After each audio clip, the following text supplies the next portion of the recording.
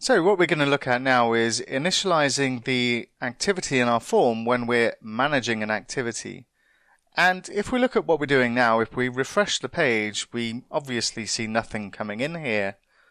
But that's because we're using final form now. And also what I want to point out is if I look at the network tab and once again refresh the page, then if we look at the network requests inside here, we don't actually see a request going out to our server. We've got our local reference in here to manage the event, but there's no call to our API server to go and load the activity. And the reason is due to one of the changes that we made inside our form to avoid an error basically, because we weren't checking the activity ID.length anymore. And to get around that, we could just add the exclamation mark, because we want to check for no activity ID in this case and then load the activity. But if we go across and take a look at our activity again, I'll just go to manage the event and once again open the network requests and refresh the page. What we see here is several different requests going to our API to go and get the activity. And this is certainly not what we're looking for. This is highly inefficient. And this behavior is certainly something we want to avoid. So why are we getting 5 requests when we attempt to load our activity? And that's really down to the useEffect method here. Don't forget this runs every single time our component renders. And we do have some checks in place to prevent this activity from loading continuously. If I removed all of the dependencies here and took away this array, then this would run every single time that my application re-rendered.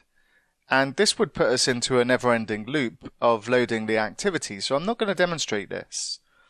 But what we are doing here is we've got an observable, and our initial form state is coming from our activity store. And this is an observable of the activity. Now, because it's an observable, each one of the properties inside the activity is being tracked.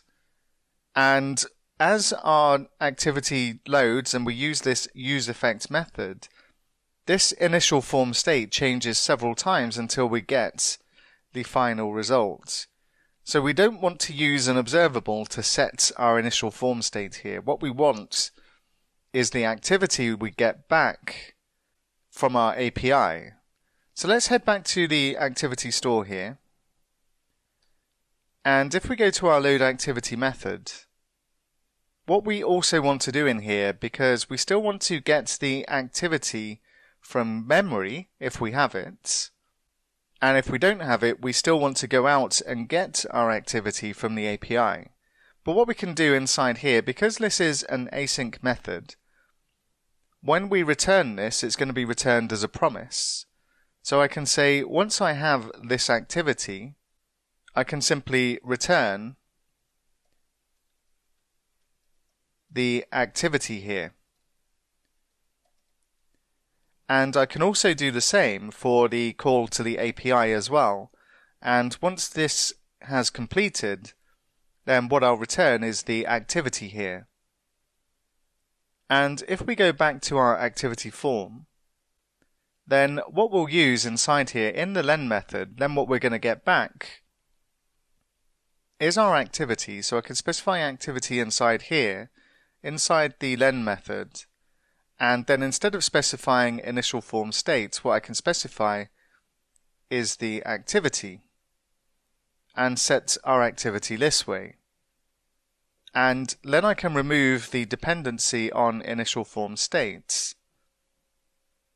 And I also don't need to check to see if we've got the activity here, so I can remove this as well. And we also don't need the return of clearing the activity here either, which means I can also remove these two dependencies.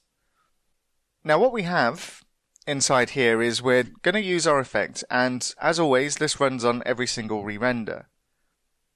However, it's only going to run if the load activity has changed or the match.parameter ID has changed. And it's only going to try and load an activity if our match.params has an ID inside it. So let's just go back to our browser, and I'm just going to refresh the page just to take a look at the network activity here. And what we can see is that we're making a request. This XHR is our HTTP request, and we can see that we're getting our activity back, and we're only running it once, and that should apply every time. So that's good. That's the behavior we're looking for when we're getting our activity. But what we also want to do, and what we can do, because we're using TypeScript, instead of using an interface here, what we could do inside our activity.ts file is we could create a new class and initialize these values inside the class, and then just provide a new instance of our new activity form values class instead of specifying our values inside here. And what we could also do is provide a constructor inside this class so that when we receive an activity, we can set it to a new instance of that class and initialize the properties with the activity that we receive inside here. So I'm just going to go back to the activity.ts file, and I'm just going to export a class, and I'm going to call this activity form values, and this is going to implement the iActivity form values interface. And unfortunately, we don't get the option to automatically implement an interface inside TypeScript like we do with C#, so we need to actually add these properties manually. So I'm just going to go back to the activity form, and let's just copy what we have in here and paste it inside our class, and then we'll make some corrections to this. So our ID is going to be optional, and we're going to set this as a string and set it equal to undefined. Our title is going to be a string, and we'll set this equal to an empty string. Our category again is a string, and we'll set this again equal to an empty string. Same for description. And then the date is going to be of type of date equal to undefined, and we need to make this optional. And same for the time, and date equals undefined, and swap the commas for semicolons. And then the city is going to be a string equal to an empty string, and same for the venue as well. So when we create a new instance of our activity form values class, we're going to be creating it with all of these properties initialized to these particular values. So what we also want to do here is provide a constructor so that we can create a new instance of our activity form values and also pass in an existing activity which will take in the values of the activity that we pass in and populate our new activity form values class with those properties. And the way that we can do this is by using a constructor for this class, and we'll specify an object, optional object, because we want the ability to create a class with these initial values when we're creating an activity, and we want to initialize it with an existing activity if we're managing an event. And we'll make this a type of iActivity form values. And what we also want to do, if it's an existing activity, we want to get the time or the date object out of the activity and populate the time property as well, so that when we load the form we see both the date and the time populated inside our date picker inputs. So what we'll do is we'll say if, and first of all we need to make sure we have something in this object, so we'll say if init and init.date, then we'll say init.time is equal to init.date. And then what we can do is use the object assign method to assign these values into our class. And what we can do then is say object.assign, and we can say that the target is going to be list, which represents the class, and then the source is going to be the init. Now TypeScript since version 2.1 has got the ability to automatically map the properties that are inside this init object to the properties that are inside this class. So this should just work when we use it, in other words. So let's go back to our activity form, and we can now remove all of these initial properties, and we'll set our use state, and we can actually remove the type from this because TypeScript will be able to infer the type based on the fact we're going to be using a new instance of our activity form values, and we'll initialize this with an empty parameters. So when we're using state now, it already recognizes that we're using the activity form values as its type, and same goes for the activity itself. And when we set the activity here, what we'll do is we'll say new activity form values and pass in the activity that we get from our API. So the only thing left to do now is pass this value or the empty activity to our form. And what we can do in React Final Form is this can take some initial values as a property, and we'll set this equal to our activity.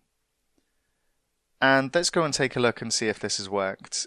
And I can already see the values populated inside the form, and if I just refresh the page, then it takes a moment because we have a delay on our API, but we see our activity populated inside there. And if I pick a different activity, click on Manage the Event, we get the activity from memory, so that loads instantly, and if I refresh the page, then we get our second activity. And we can create an activity and we remove our activity from the form and we initialize it with our new activity values. The only thing is it's not really that great a user experience because ideally we would want a loading indicator there. So let's go and take a look and go back to our VS Code. And what we'll do inside our use effect is we'll just use local state here to set a loading indicator for our form. And I'll say const loading and set loading equals use state, and just set this to false initially. And then inside the use effect, if we do match the params ID, if we do have the match.params ID, then we'll say set loading is true. And then what we want to do is turn off our loading indicator. So after our len statement, and we're not using a catch statement here, but what we'll use is just finally to ensure whatever happens, we set our loading indicator back to false in this case. And I'll just reformat so it's a bit clearer what's going on here. And then what we can do is make use of our loading indicator inside our form. Now our segment takes a loading indicator as well as our form, and unfortunately the clearing flag, which we need here for our buttons, affects the ability to see the loading indicator on our page. And if I was to specify loading equals loading and just go take a look, it's got this weird, it's kind of faded out in the background, but it looks a bit weird because our buttons are still visible on the page, and we also don't see the loading spinner, which we would do if we didn't have this clearing indicator. And if I just turn that off and go take a look, then we do see the loading spinner in this case then.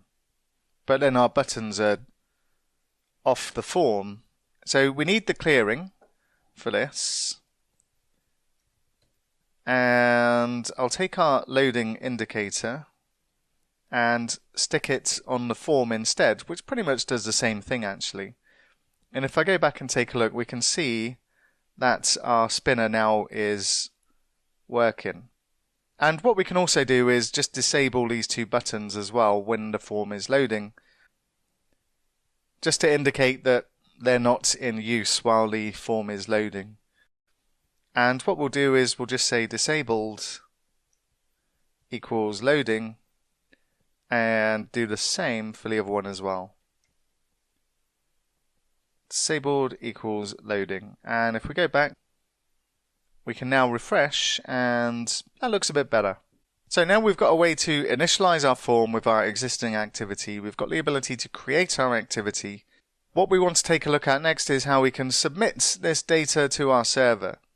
And we'll hook our form up again to the API and take a look at that next.